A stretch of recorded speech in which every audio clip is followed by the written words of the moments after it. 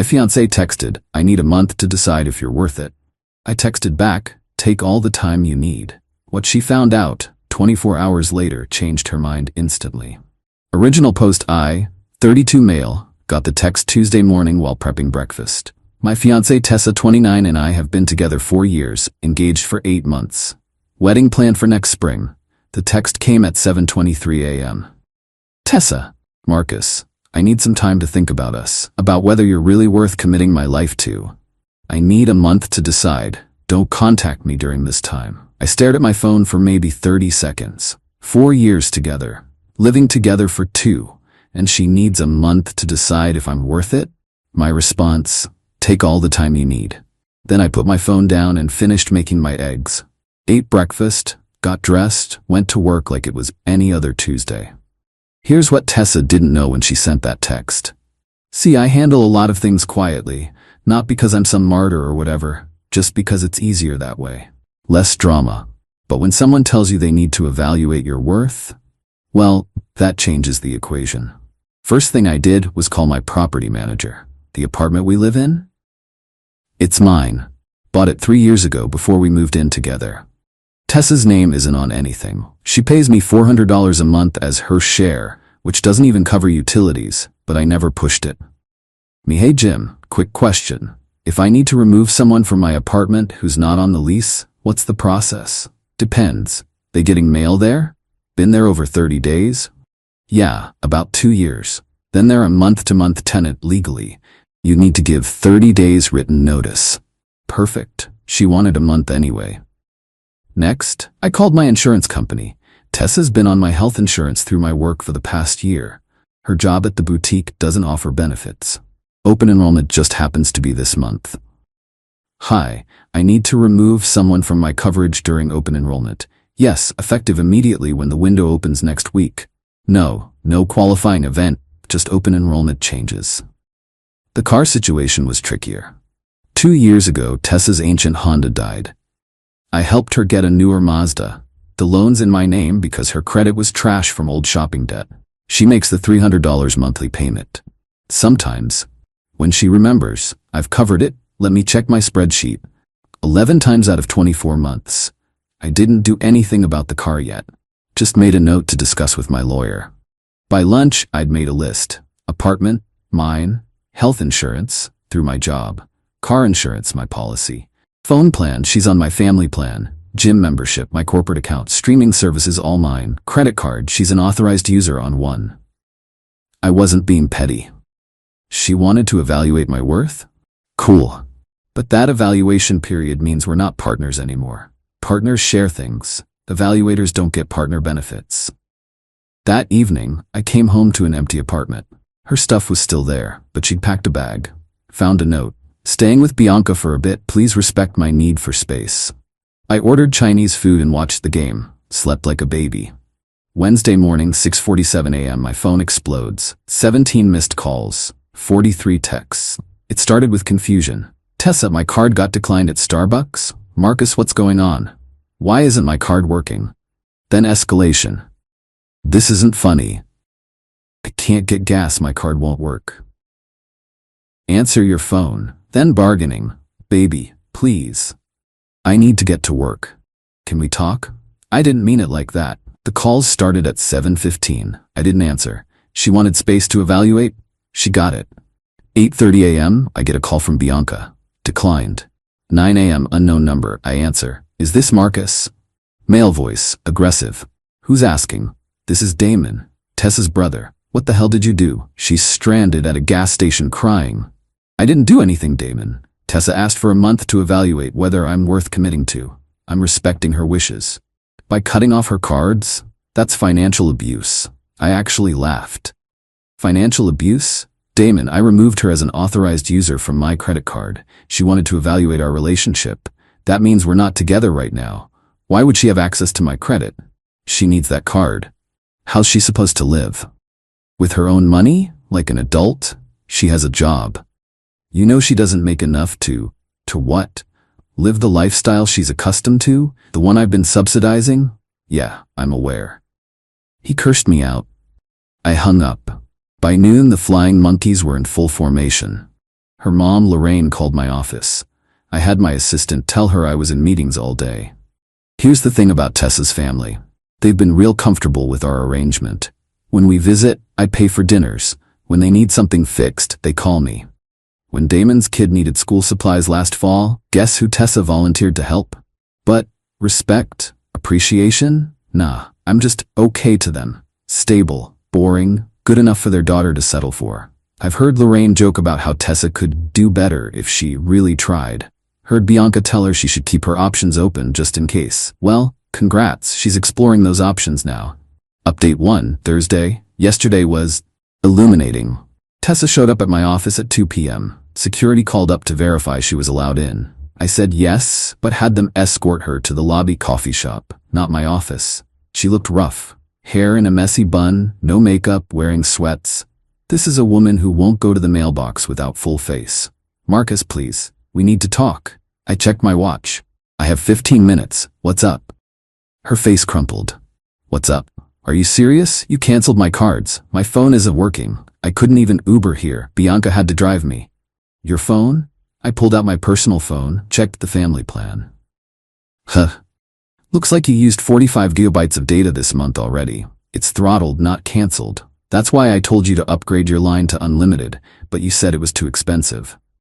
I meant, it works, but Marcus, please, this is insane. You can't just cut me off from everything. I haven't cut you off from anything that's yours. Your credit cards should work fine. Your car works. Your job exists. What exactly did I cut you off from? She stared at me. You know I can't afford, Marcus, my cards are maxed. You know that. I did know that, because I've been paying them down. Another thing I handled quietly. Stop those payments Tuesday morning too. Tessa, you texted me saying you need a month to evaluate if I'm worth committing to. Your exact words. That means we're on a break, right? Why would I continue paying for someone who's evaluating whether I'm worth it? That's not, I didn't mean. What did you mean then? She shifted in her seat. Bianca said, she thought maybe you were taking me for granted. That you'd gotten too comfortable. She said I should shake things up, make you work for it a little. There it was.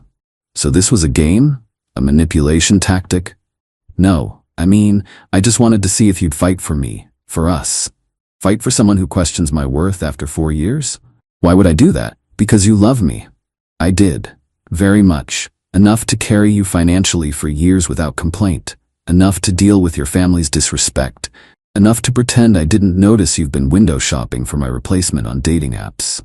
Her face went white. How did you? Your iPad syncs to your phone, Tessa. When you browse Bumble on your phone, it shows in your iPad history. Been happening for about 2 months now. Silence. Look, I said, standing. You wanted a month to evaluate? Take it. But evaluate the real situation, not the subsidized version. Figure out what you actually bring to a relationship besides expectations and what your actual options are. I'll have a written 30-day notice to vacate delivered to the apartment tomorrow.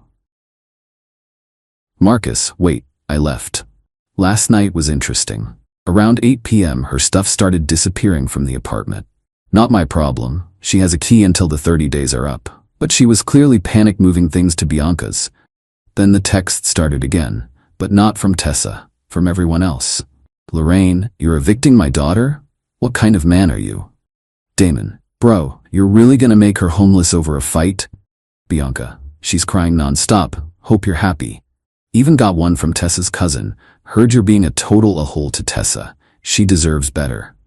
I didn't respond to any of them, but here's the wild part. Around 11 p.m., I get a call from my buddy Derek, who tends bar at a place downtown. Yo, isn't Tessa your girl? Not anymore. Why? She's here with some dude. They've been here like 2 hours. She's all over him.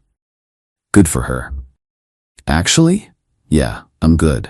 And I was. Because everything was clicking into place. She'd been shopping around. Bianca probably knew about this guy. The whole month to evaluate thing was probably to give her time to test drive the new option while keeping me as backup. Except now, there's no backup. Update 2, Friday morning. The last 12 hours have been wild. Remember how I said Tessa went out with some guy Thursday night? Well, apparently that was Bianca's boyfriend's friend, Kyle.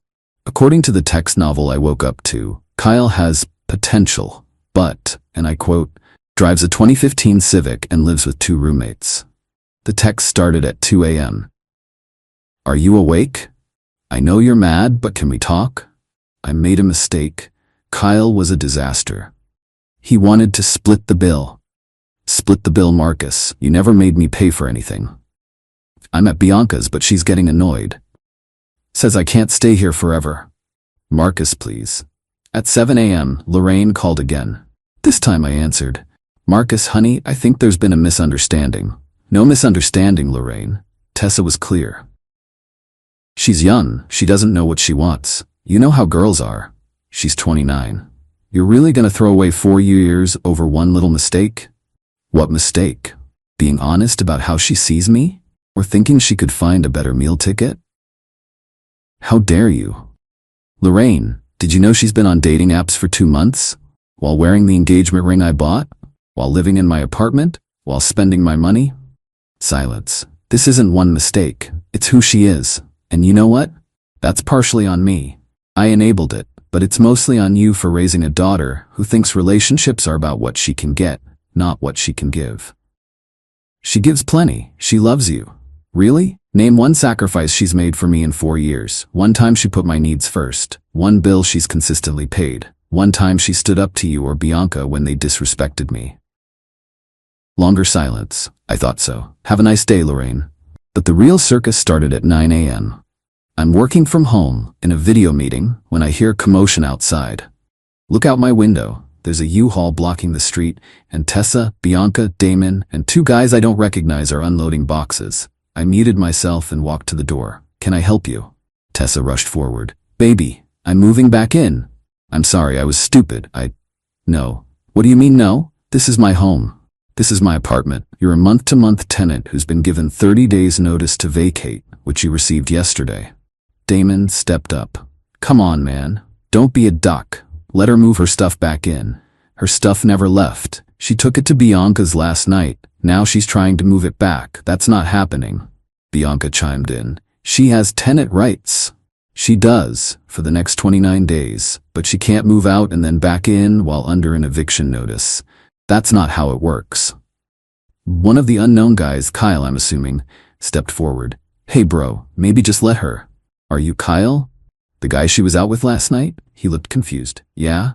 And you're here helping her move back in with her ex? The same ex she told you was emotionally abusive and controlling? Kyle looked at Tessa. You said he was abusive? Tessa went red. It's complicated. I laughed, actually laughed. Kyle, my man, run. Whatever she told you about me, whatever she promised you, it's not worth it. Trust me. Kyle looked between us, then at his friend, then just walked to his car and left. His friend followed. Damon got in my face. You're ruining her life. No, I'm refusing to fund it anymore. Big difference. The shouting attracted attention. My neighbor came out, phone in hand. Everything okay, Marcus? Should I call the police? Bianca grabbed Tessa. Let's just go. He's being an a-hole. As they loaded boxes back into the U-Haul, Tessa turned to me one last time. I loved you, you know? No, Tessa, you loved the lifestyle I provided. If you loved me, you wouldn't have needed a month to figure out my worth. She started crying. Damon flipped me off. Bianca muttered about karma. They left. 20 minutes later, I get a Venmo request from Tessa for $1,500. The note, for U-Haul and emotional distress. I declined it. She sent another for $50. Note, for gas at least, I'm on empty. Declined. Third request for $20. Note, for food please, haven't eaten since yesterday. I almost felt bad. Then I remembered she chose this. She had a comfortable life, a partner who loved her, stability. She threw it away because Bianca convinced her she could do better. Final update 1 week later. This will be my last update because honestly, there's nothing left to update. Tessa's gone. The apartment's peaceful, life's good. But yeah, some final fireworks happened over the weekend. Saturday morning, Tessa tried one last play.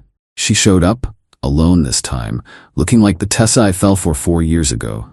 Hair done, makeup perfect, wearing the sundress I bought her for our 2nd anniversary. Can I please come in? Just to talk? Against my better judgment, I let her in. We sat on opposite sides of the living room. I've been doing a lot of thinking, she started.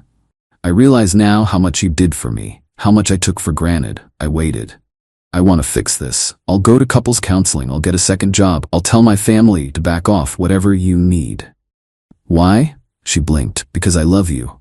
No, why now? What changed between Tuesday when you needed to evaluate my worth and today? She looked down. I realized what I lost. Be specific. The apartment, the security, the lifestyle. Keep going. The way you took care of things. Of me. I didn't realize how much you did until it was gone. And? Her voice got smaller.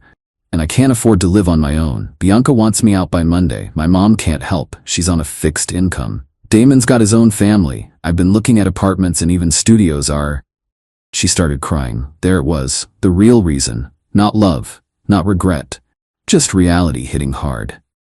Tessa, I'm gonna tell you something, and I need you to really hear it. You didn't lose me this week. You lost me months ago when you started shopping for my replacement. This week, you just lost your funding. That's not fair. I made one mistake. No, you revealed who you are, and I'm grateful for that. It saved me from a lifetime of being someone's safety net instead of their partner. She left, but not before asking if she could at least stay until she found a place. I said no. Then she asked if I'd co-sign for an apartment. Also no. Finally, she asked if I'd loan her first and last month's rent. No. The smear campaign started Sunday. Suddenly, I'm all over social media as the villain. Tessa posted a sob story about her narcissistic ex who financially abused her and made her homeless.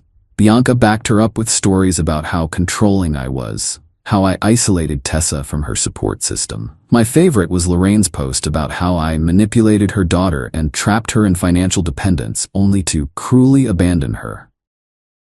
I didn't respond. But my sister did. With receipts.